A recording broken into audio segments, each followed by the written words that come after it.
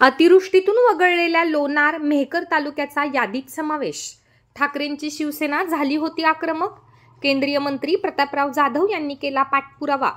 राज्यात झालेल्या अतिवृष्टीमुळे अतिवृष्टीच्या नुकसान भरपाई पोटी राज्य सरकारने जवळपास 32,000 कोटी मदत जाहीर केली आहे।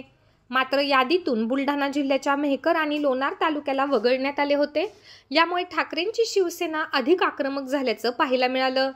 याची दखल घेत केंद्रीय मंत्री प्रतापराव जाधव यांनी तात्काळ उपमुख्यमंत्री एकनाथ शिंदे आणि मदत व पुनर्वसन मंत्री मकरंद पाटील यांच्यासोबत संवाद साधून ही बाब निदर्शनास आणून दिली। त्यानंतर सुधारित अध्यादेश निर्गमित करत मेहकर आणि लोणार तालुक्याचा अतिवृष्टीमध्ये समावेश करण्यात आला आहे, तर नांदूर आणि संग्रामपूर तालुक्याचा देखील अंशतः नुकसानीमध्ये समावेश झाल्याने आता बुलढाणा जिल्ह्यातील 13ही तालुक्यांना अतिवृष्टीमुळे झालेल्या नुकसानीची मदत मिळणार आहे। काही तांत्रिक अडचणीमुळे 9 तारखेला राज्य सरकारचा नुकसानग्रस्त मध्ये असणाऱ्या तालुक्यांचा एक जी-आर निघाला, मदतीचा जी-आर निघाला। त्या जी-आरमध्ये काही तांत्रिक अडचणीमुळे बुलढाणा जिल्ह्यातले जवळपास 4 तालुके हे त्याच्यामध्ये आले नव्हते। त्यामध्ये विशेष म्हणजे लोणार, मेहकर, जळगाव जामोद आणि संग्रामपूर। पण ताबडतोब हे आल्यानंतर अनेक शेतकऱ्यांचे मला फोन आले। काही विरोधकांनी उतावळपणा करत आम्हाला ट्रोल करायला सुद्धा सुरुवात केली, परंतु मी मुंबईमध्येच होतो। त्या दिवशी मी आमचे जळगाव जामोद मतदारसंघाचे सन्माननीय आमदार संजूभाऊ कुटे असतील, मेहकरचे माजी आमदार संजयजी रायमुलकर असतील यांच्याशी संपर्क केला। शेतकऱ्यांचे सतत फोन येत होते। ताबडतोब मी आपले जिल्हाधिकारी किरण पाटील साहेबांशी बोललो, जिल्हा कृषी अधीक्षक ढगे साहेबांना बोललो।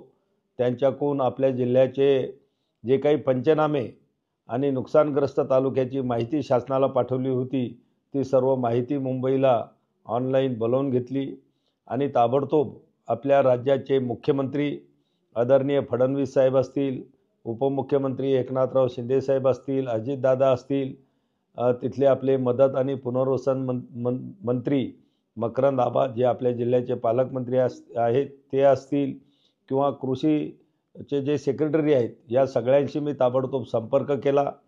त्यांना या गोष्टी लक्षात आणून दिल्यात की या बुलढाणा जिल्ह्यातले आमचे हे 4 तालुके अतिशय पाऊस झालेला असतानासुद्धा शेतकऱ्यांचं नुकसानही झालेलं आहे, पण या 9 तारखेच्या जी-आरमध्ये त्यांची नावं न आल्यामुळं जिल्ह्यातील या 4 तालुक्यातल्या शेतकऱ्यांमध्ये मोठ्या प्रमाणामध्ये असंतोष आहे। ताबडतोब आपण हे पंचनामे पुन्हा एकदा आलेले जे अहवाल आहेत जिल्हाधिकारी आणि जिल्हा कृषी अधीक्षक यांच्याकडून ते पडताळून तुम्ही पहा। त्यांना मी त्याच्या कॉपीसुद्धा पाठवल्यात आणि त्यांनीसुद्धा मान्य केलं की हे तांत्रिक चुकीमुळे हे 4 तालुके आलेले नाहीत। आणि लगेच दुसऱ्याच दिवशी 10 तारखेला एक नवीन जी-आर निघाला आणि त्यामध्ये लोणार, मेहकर, जळगाव, संग्रामपूर या 4ही तालुक्याचा समावेश करत जिल्ह्यातील 13ही तालुक्यातील शेतकऱ्यांना या अतिवृष्टीची मदत, खरडून गेलेल्या जमिनीला सुद्धा मदत मिळणार आहे।